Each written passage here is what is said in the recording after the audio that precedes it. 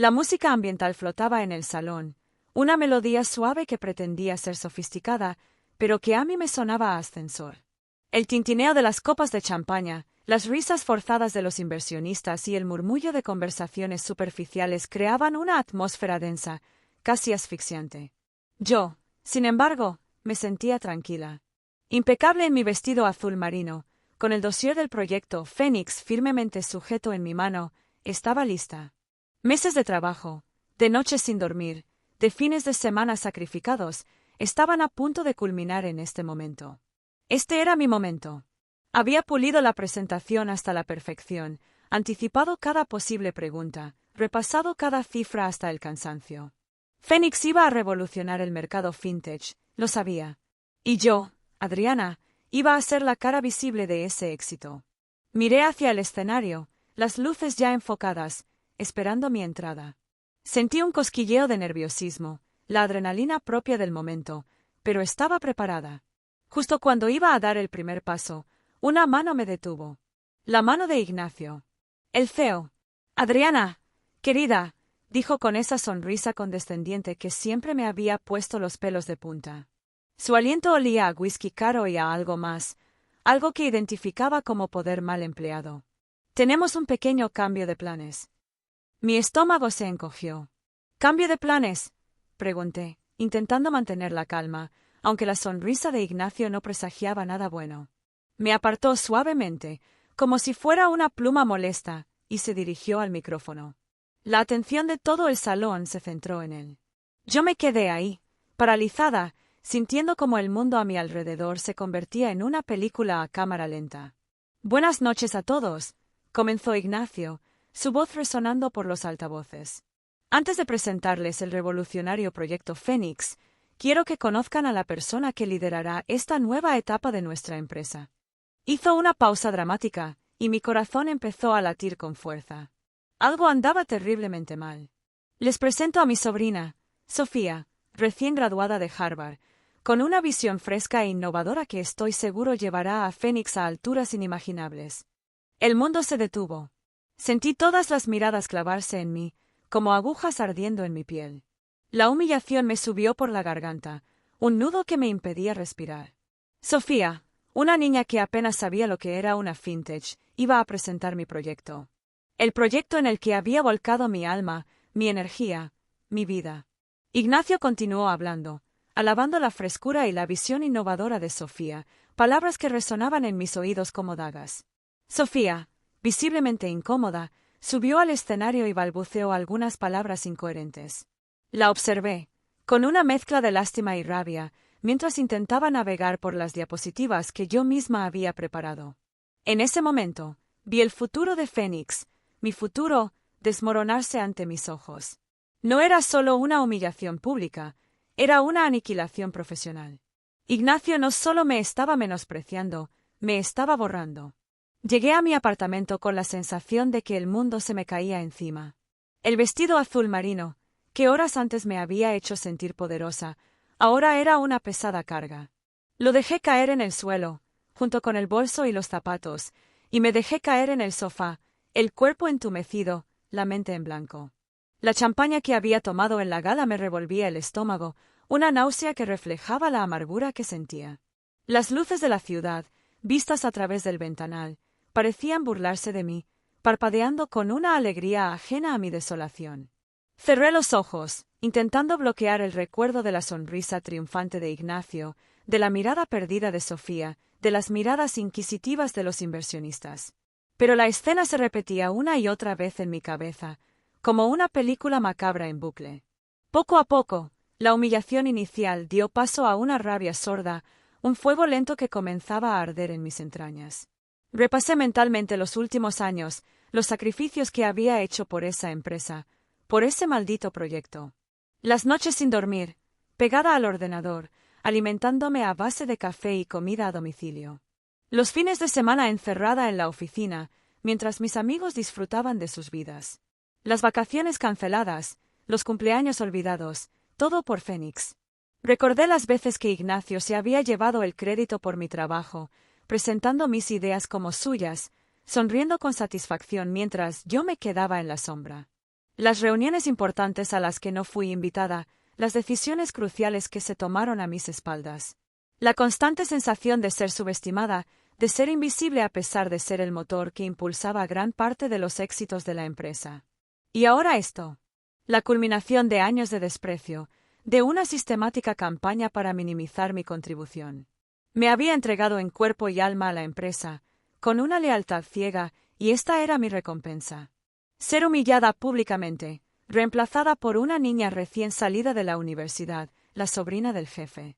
Nepotismo en estado puro. Una ola de tristeza me invadió, una tristeza profunda y desgarradora. ¿Cómo pude ser tan ingenua? ¿Cómo pude confiar tanto en Ignacio, en la empresa? Había sido una idiota, una ilusa.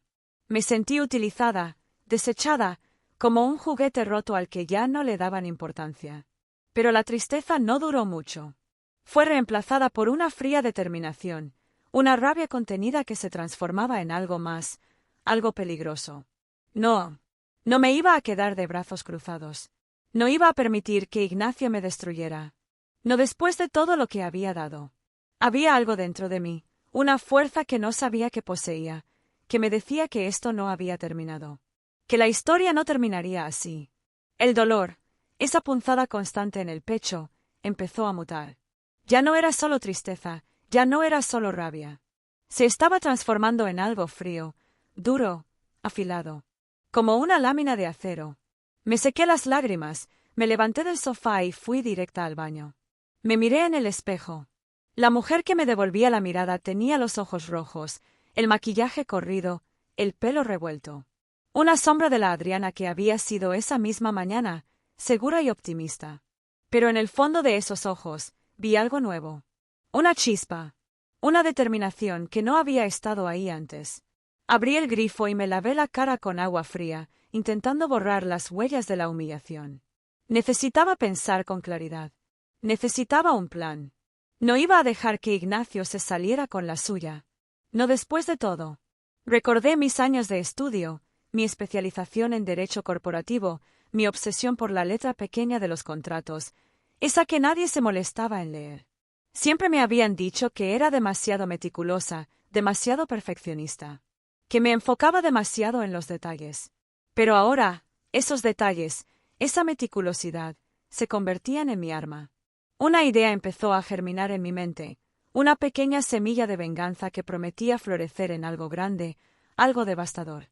Sabía que Ignacio se creía intocable, que pensaba que podía hacer lo que quisiera sin consecuencias. Pero yo conocía sus debilidades, conocía los puntos débiles de la empresa, conocía los vacíos legales que él, en su arrogancia, había ignorado. Y sabía cómo usar ese conocimiento a mi favor. Volví al salón y encendí el ordenador. Mientras esperaba a que arrancara, fui a la cocina y me preparé un café, fuerte, sin azúcar.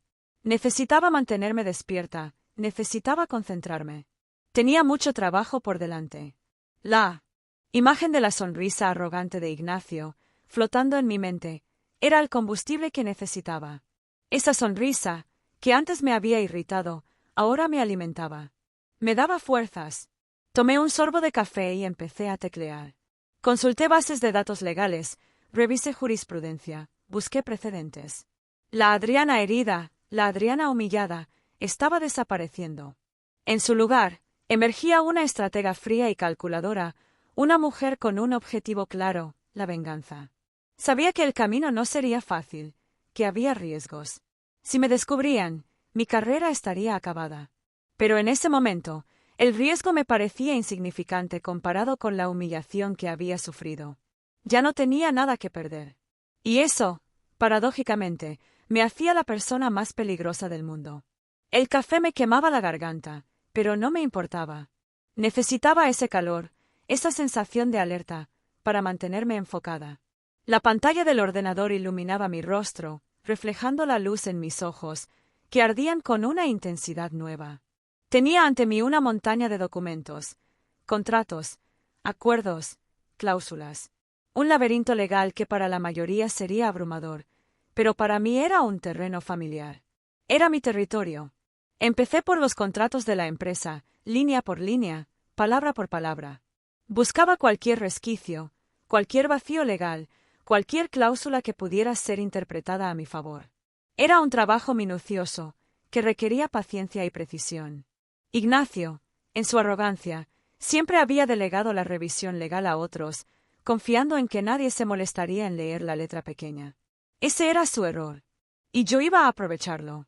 Me centré en el acuerdo con los inversionistas, el mismo que Sofía había presentado de forma tan patética. Era un documento complejo, lleno de jerga legal y tecnicismos. Lo leí una vez, 2 veces, 3 veces. Buscando, escudriñando, analizando cada párrafo, cada coma, cada punto y coma. Y entonces, lo encontré. Una pequeña grieta en la muralla, una oportunidad. El acuerdo hacía hincapié en la transparencia y la ética en la toma de decisiones. Hablaba de la importancia de evitar conflictos de intereses. No mencionaba explícitamente el nepotismo, pero la idea estaba implícita. Ahí estaba mi punto de entrada. Con cuidado, con la precisión de un cirujano, empecé a redactar una nueva cláusula. Una cláusula que invalidaría el acuerdo en caso de que se demostrara nepotismo en la toma de decisiones clave, especialmente en la asignación de liderazgo de proyectos estratégicos. La redacté con un lenguaje técnico, ambiguo, camuflándola entre la jerga legal, de forma que pasara desapercibida para un ojo inexperto.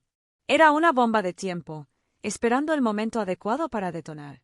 La tensión era palpable. Sentía el corazón latir con fuerza en mi pecho, las manos me sudaban. Sabía que estaba jugando con fuego. Si me descubrían, las consecuencias podrían ser devastadoras. Podría ser acusada de sabotaje, de manipulación, incluso de fraude. Podría perder mi licencia, mi carrera, todo. Pero la idea de la justicia, de ver a Ignacio caer, era más fuerte que el miedo. La humillación que había sufrido, la rabia que sentía, me impulsaban hacia adelante. Ya no se trataba solo de mi carrera, se trataba de algo más grande. Se trataba de demostrar que la justicia, aunque a veces lenta, siempre llega. Se trataba de demostrar que la arrogancia y el abuso de poder tienen un precio. Terminé de redactar la cláusula y la revisé una última vez. Cada palabra, cada coma, estaba en su lugar. Era perfecta. Una trampa legal, disfrazada de tecnicismo, esperando a que Ignacio cayera en ella. Guardé el documento en una carpeta encriptada, con una contraseña que solo yo conocía. Apagué el ordenador y me serví otro café. El amanecer se asomaba por la ventana, pintando el cielo de un color naranja intenso. Un nuevo día comenzaba. Y yo, Adriana, estaba lista para la batalla. Los días siguientes fueron una tortura. Intenté actuar con normalidad, como si nada hubiera pasado. Sonreía, participaba en las reuniones, cumplía con mis tareas. Pero por dentro, la tensión era insoportable. Era como caminar sobre una cuerda floja, sabiendo que un paso en falso podía precipitarme al vacío. Observaba a Ignacio de reojo, tratando de descifrar sus pensamientos. Parecía ajeno a todo, confiado, incluso eufórico. Celebraba el éxito de la presentación de Sofía, ajeno a la bomba de relojería que tic-taqueaba bajo sus pies. Su arrogancia, que antes me había irritado, ahora me causaba una mezcla de asco y satisfacción. Era como ver a un niño jugando con fuego, sin saber que estaba a punto de quemarse. La firma del acuerdo con los inversionistas fue un evento discreto, celebrado en la sala de juntas. Yo estuve presente, como testigo silenciosa. Observé cómo Ignacio y Sofía, sonrientes, estrechaban las manos de los representantes de los fondos de inversión. Intercambiaban felicitaciones, brindaban con champaña, celebraban el futuro prometedor de Fénix. Yo, mientras tanto, contenía la respiración, esperando el momento en que todo se derrumbara. Los días se convirtieron en semanas. La tensión, en lugar de disminuir, aumentaba. Empezaba a dudar. ¿Había sido demasiado arriesgado? ¿Había cometido un error? ¿Y si nadie se daba cuenta de la cláusula? ¿Y si Ignacio se salía con la suya? Entonces, una mañana, llegó la noticia. Un pequeño artículo en la sección de negocios de un periódico local mencionaba a Sofía, la joven promesa de la fintech, y casualmente, entre paréntesis, añadía, sobrina del CEO, Ignacio. Una simple línea, casi una nota al pie, pero suficiente para detonar la bomba. La noticia corrió como la pólvora. Los inversionistas, furiosos por la falta de transparencia, exigieron una reunión de emergencia con la junta directiva. El teléfono de Ignacio no paraba de sonar. Su rostro, antes radiante, se tornó pálido, luego rojo, luego una mezcla de ambos. El pánico se reflejaba en sus ojos. Finalmente, la máscara de confianza se rompió, dejando al descubierto la fragilidad del hombre que se creía un rey. Yo, sentada en mi escritorio, leía las noticias en Internet, con una calma que me sorprendía. No sentía euforia, ni siquiera satisfacción. Era una calma fría, distante, como si estuviera observando una obra de teatro. La trampa se había cerrado. Y yo, Adriana, había sido la que había tejido la red. La reunión de emergencia se celebró 2 días después. El ambiente en la sala de juntas era denso, cargado de electricidad. Los miembros de la junta directiva, rostros serios y preocupados, ocupaban sus asientos habituales. Ignacio, en el centro de la mesa, parecía haber envejecido 10 años. Su traje, impecablemente planchado como siempre, no podía ocultar la tensión que emanaba de cada poro de su piel. Sudaba, se removía en la silla, jugaba nerviosamente con un bolígrafo. La sonrisa arrogante había desaparecido, reemplazada por una mueca de preocupación. La reunión comenzó con un interrogatorio implacable. Los miembros de la junta, alarmados por la posible pérdida del acuerdo con los inversionistas, bombardearon a Ignacio con preguntas. ¿Por qué no nos informó del parentesco con Sofía? ¿Cómo pudo ser tan imprudente? Pensó en las consecuencias de sus actos. Ignacio, acorralado, intentaba defenderse. Balbuceaba excusas, hablaba de un simple descuido, de una cuestión familiar que no tenía relevancia para el proyecto. Pero sus argumentos sonaban débiles, vacíos. Nadie le creía. En un intento desesperado por desviar la atención, me señaló con un dedo. Tembloroso. Adriana sabía, dijo con voz ronca. Ella redactó el contrato. Ella debió advertirnos del riesgo. Todas las miradas se volvieron hacia mí. Sentí un escalofrío recorrer mi espalda, pero mantuve la compostura. Había esperado este momento, me había preparado para él. Saqué de mi bolso una carpeta y la coloqué sobre la mesa. Señores, dije con voz firme, aquí tienen la carta legal que presenté al departamento jurídico hace semanas, donde advertía de los posibles riesgos legales relacionados con la asignación de Sofía al liderazgo del proyecto Fénix. En ella, se detallan las cláusulas del contrato con los inversionistas que podrían verse afectadas por un conflicto de intereses. Abrí la carpeta y les mostré la carta, con el sello de recibido del departamento jurídico. La cara de Ignacio se descompuso aún más. Intentó balbucear algo, pero las palabras se le atascaron en la garganta. Además, continué, con una calma gélida que contrastaba con el nerviosismo de Ignacio, redacté una cláusula específica en el contrato con los inversionistas que protege los intereses de la empresa en caso de nepotismo en la toma de decisiones clave. Una cláusula que, por cierto, fue revisada y aprobada por el departamento jurídico antes de la firma del acuerdo. Levanté la vista y miré a Ignacio a los ojos. Su mirada era una mezcla de rabia, miedo e incredulidad. Sabía que había perdido. La trampa que yo había tendido, con tanta paciencia y precisión, se había cerrado sobre él. La junta directiva, tras revisar la documentación que les había presentado, no tuvo más opción que aceptar la realidad. La cláusula que yo había redactado, meticulosamente camuflada entre la jerga legal, era irrefutable. Ignacio, en su arrogancia, había firmado su propia sentencia. Tras una breve deliberación, el presidente de la junta anunció la decisión. Ignacio sería destituido de su cargo como CEO, con efecto inmediato. Su sobrina, Sofía, desaparecería de la escena como si nunca hubiera existido. El silencio en la sala era absoluto. Solo se escuchaba el tic-tac del reloj, marcando el final de una era. El reinado de Ignacio había terminado. El silencio que siguió al anuncio de la destitución de Ignacio era casi palpable. Podía sentir las miradas de los miembros de la junta directiva sobre mí, una mezcla de curiosidad, respeto y quizás un poco de temor. No sonreí, no celebré.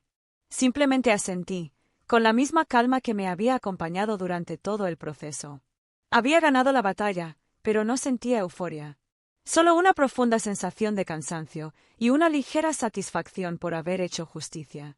La junta, Tras un breve debate, me nombró como la nueva representante principal para renegociar el acuerdo con los inversionistas. Me pidieron que me encargara de limpiar el desastre que Ignacio había dejado. No me importó. Era una oportunidad para demostrar mi valía, para reconstruir lo que él había destruido. Y, sobre todo, para asegurar el futuro de Fénix, el proyecto en el que había invertido tanto tiempo y esfuerzo. Salí de la sala de juntas con la cabeza alta, el peso de la responsabilidad sobre mis hombros, pero también con una nueva sensación de poder. Ya no era la empleada invisible, la que trabajaba en la sombra. Ahora era yo quien tenía el control. Yo quien tomaba las decisiones. Mientras caminaba por el pasillo, recordé la arrogancia de Ignacio, su sonrisa condescendiente, su certeza de que era intocable. Su propia soberbia lo había llevado a la ruina. Había subestimado a la persona equivocada. Había olvidado que la justicia, aunque a veces tarda, siempre llega. Y que a veces, la mejor venganza se sirve fría, con la precisión de un contrato bien redactado. Llegué a mi oficina, cerré la puerta y me dejé caer en la silla. El cansancio acumulado durante las últimas semanas me golpeó con fuerza. Cerré los ojos por un momento, respirando hondo, intentando asimilar todo lo que había sucedido. Había sido una batalla larga y difícil, pero la había ganado. Miré por la ventana, hacia la ciudad que se extendía a mis pies. El sol brillaba con intensidad, iluminando los edificios, las calles, las vidas que transcurrían allá abajo. Un nuevo día comenzaba. Un nuevo capítulo en mi vida. Me levanté, me acerqué a la cámara de mi ordenador y la encendí. Miré directamente al objetivo, con una leve sonrisa. La venganza se sirve fría, dije, mirando a la cámara, y a veces, la mejor arma es la propia ley. Si te ha gustado esta historia de justicia kármica, suscríbete a Café Frío y Venganza para más historias de triunfo sobre la injusticia laboral. Activa la campana para no perderte ningún vídeo, y comparte esta historia con alguien que necesite un poco de inspiración y un café bien frío.